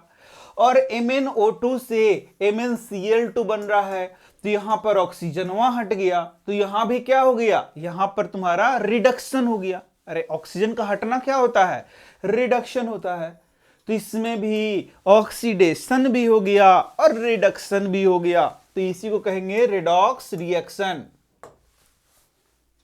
अब यहां पर जिससे कि जो शादी कराए उसे क्या कहेंगे, पंडित, जो पढ़ाई कराए उसे क्या कहेंगे, टीचर, जो इलाज करे उसे क्या कहेंगे, डॉक्टर। समझ में आ रहा है ना? ठीक इसी तरीके से जो ऑक्सीडेशन का भी किया कराएगा, जो ऑक्सीडेशन कराएगा उसे कहेंगे ऑक्सीकारक। बस सिंपल सा है कि जो ऑक्सीडेशन कराएगा उसको कहेंगे ऑक्सीकारक, यानी कि ऑक्सीडाइजिंग एजेंट। ठीक है ना? और तो वे पदार्थ जो ऑक्सीकरण की अभिक्रिया को कराते हैं, ऑक्सीकरण करवाएगा, वो जैसे ही जाएगा वहां ऑक्सीकरण करवा देगा, उसको क्या कहेंगे, ऑक्सीकारक कहेंगे। या वह पदार्थ जो उपचयन के लिए ऑक्सीजन देता है उसे क्या कहेंगे, ऑक्सीकारक कहेंगे। जैसे देख सकते हो यहां पर SO2 क्या कर रहा है, यहां पर SO2 ऑक्सीकारक है, क्योंकि यह H2S में से H को क्या कर दे रहा है, हटा दे रहा है। यहां से H को बोल रहा है भाग, यहां से भाग, H को भगाया, तो H को भगाया, H को हटाया, तो ऑक्सीडेशन हुआ ना, उपचयन हुआ ना, तो ये ऑक्सीकारक के जैसा यहां पर काम कर रहा है। तो ये ऑक्सीकरण कौन कराया, कौन कराया, SO2 कराया, इसलिए इसे हम लोग ऑक्सीकारक कहेंगे। क्या कह देंगे, ऑक्सीकारक कह देंगे। चलो अब देखते हैं अवकारक, रिड्यूसिंग एजेंट। तो जो अवकरण का भी क्रिया कराएगा, जैसे कार्बन है, यहां से ऑक्सीजन वहां को भगा दिया और इसका अवकरण करा दिया। क्या किया, अवकरण या अपचयन करा दिया या रिडक्शन करा दिया, तो इसको क्या कहेंगे हम लोग, इसको कहेंगे अवकारक। क्या बोलेंगे, अवकारक, या फिर रिड्यूसिंग एजेंट कह देंगे इसको। ठीक है, तो यही था तुम्हारा। तो अब हम लोग अपने नेक्स्ट टॉपिक की ओर बढ़ते हैं, और ये क्या है, ये है संक्षारण यानी कि कोरोजन। तो कोरोजन क्या होता है? तुम बोला रे बाप रे बाप, कितना भारी ये वर्ड दिख रहा है कोरोजन, मैंने तो कभी ये वर्ड सुना भी नहीं है, अब मैं कैसे समझूंगा, बहुत भारी है। अरे भाई कुछ नहीं है। तुमने जंग लगना तो देखा होगा ना, जो लोहा है उसमें जंग लगता है, और वो कैसा जंग होता है, जो लोहे को धीरे धीरे धीरे धीरे खराब कर देता है, बर्बाद कर देता है। तो क्या तुम जानते हो, उसे ही हम लोग क्या बोलते हैं, कोरोजन बोलते हैं, या हिंदी में उसको संक्षारण बोलते हैं। वही तो है संक्षारण या कोरोजन, कोई भारी भरकम चीज नहीं है। तो तुम देख सकते हो इसका परिभाषा को, यहां परिभाषा में देख सकते हो, जब धातुएं अपने आसपास अम्ल या फिर आर्द्रता या फिर वायु आदि के संपर्क में आती हैं तो संक्षारित हो जाती हैं, यानी कि उसका जो सरफेस है, उसका जो परत है, वह क्या हो जाता है, संक्षारित हो जाता है। और इसी प्रक्रिया को हम लोग क्या बोलते हैं, संक्षारण कहते हैं। जैसे मैंने तो उदाहरण बताया, जो लोहा है उसमें क्या होगा, आयरन ऑक्साइड का क्या हो जाएगा, लेयर चढ़ जाएगा, या वो आयरन ऑक्साइड में परिवर्तित होना शुरू हो जाएगा, उसे ही हम लोग क्या बोलेंगे, संक्षारण। तो भैया कैसे होता है, कैसे होता है? तो जो आयरन है वह हवा और आर्द्रता दोनों के संपर्क में जब आता है तब उसमें संक्षारण होता है, और उसका विशेष नाम हम लोग क्या जानते हैं, लोहे में जंग लगना। ठीक है, तो इस तरीके से तुम देख सकते हो, ये हो गया तुम्हारा संक्षारण। अब यहां पर हम लोग देखते हैं, जैसे कि संक्षारण में और उदाहरण जो चैप्टर 3 का है वो यही मैं पढ़ा दे रहा हूं, जो कि तुमको याद रहना चाहिए। जैसे मान लो तुम्हारे पास चांदी है, तो जो चांदी है बच्चों, वो वायु में उपस्थित सल्फर से अभिक्रिया करेगा और सल्फाइड, सिल्वर सल्फाइड बनाता है। क्या बनाता है, सिल्वर सल्फाइड का निर्माण करता है, जो कि क्या है, संक्षारण है। किसका संक्षारण हो रहा है, सिल्वर का। सिल्वर का संक्षारण कैसे हो रहा है, वायु में उपस्थित सल्फर से रिएक्शन करेगा, सल्फर से अभिक्रिया करेगा और क्या बना देगा, सिल्वर सल्फाइड बनाएगा। याद रखना, कुछ बच्चा लोग को यह कंफ्यूजन है कि जो ऑक्साइड बनता है वही संक्षारण है। ऐसा नहीं है, सिल्वर का ऑक्साइड नहीं बनता है, सिल्वर का क्या बनता है, सल्फाइड, और जो कि काला रंग का होगा। रंग भी क्या करना है, याद करना है। अब यदि बात करें कॉपर की, तो कॉपर आर्द्र कार्बन डाइऑक्साइड से रिएक्शन करेगा और उसके बाद क्या बनाएगा, कॉपर कार्बोनेट बना देगा, और इसका रंग कैसा होगा, हरा रंग का होगा। तो ये रंग भी याद करना, क्योंकि ज्यादा याद नहीं करना, 2-3 याद करना है। लोहा देखो, लोहा क्या करेगा, जो जल है और तुम्हारा नमी है, उन दोनों के जब संपर्क में आएगा तो भूरे रंग का क्या बनाएगा, आयरन ऑक्साइड बना देगा। यहां देखना तुम, ठीक है। तो इन सब बातों को तुम क्या कर सकते हो, याद कर सकते हो।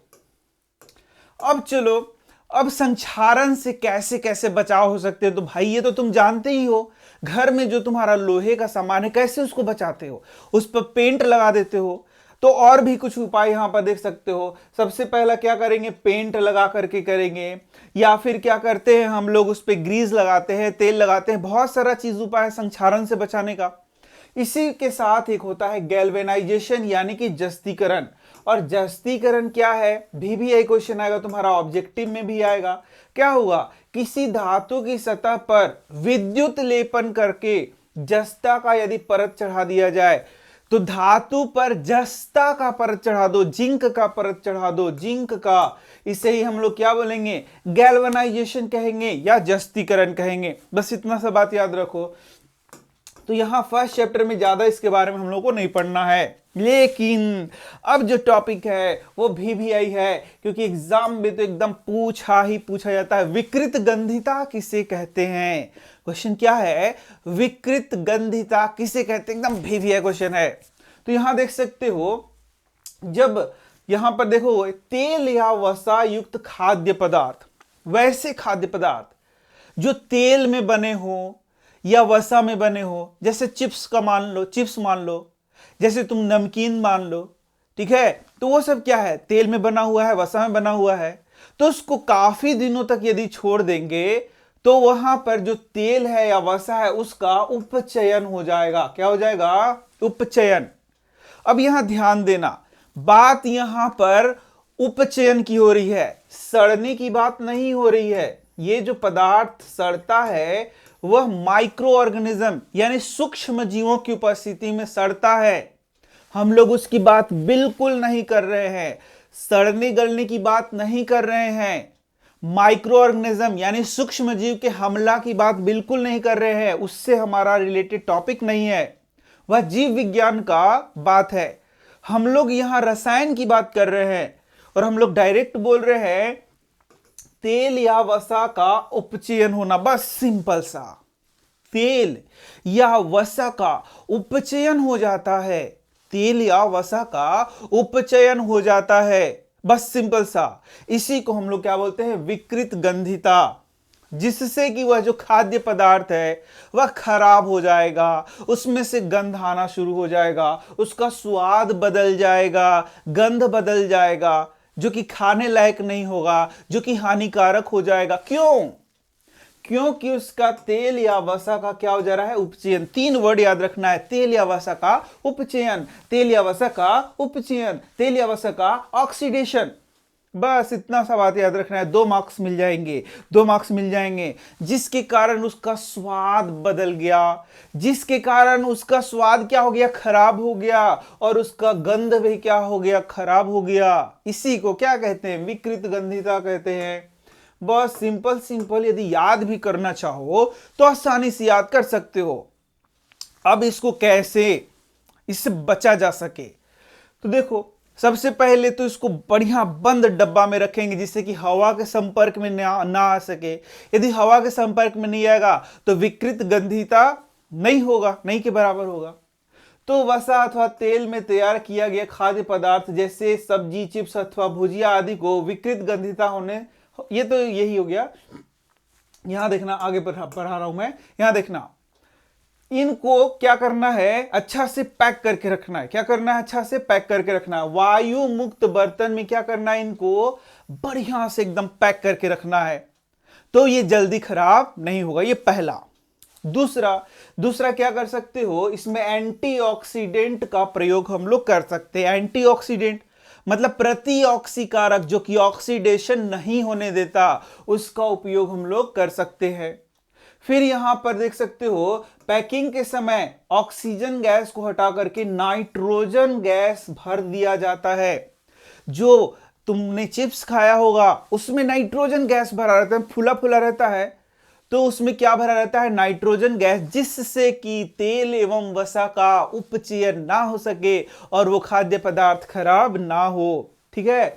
अब यहां देख सकते हो, इसको रेफ्रिजरेटर में रख सकते हैं। कहां रख सकते हैं, रेफ्रिजरेटर में रख सकते हैं। यहां देख सकते हो, रेफ्रिजरेटर में रख सकते हैं।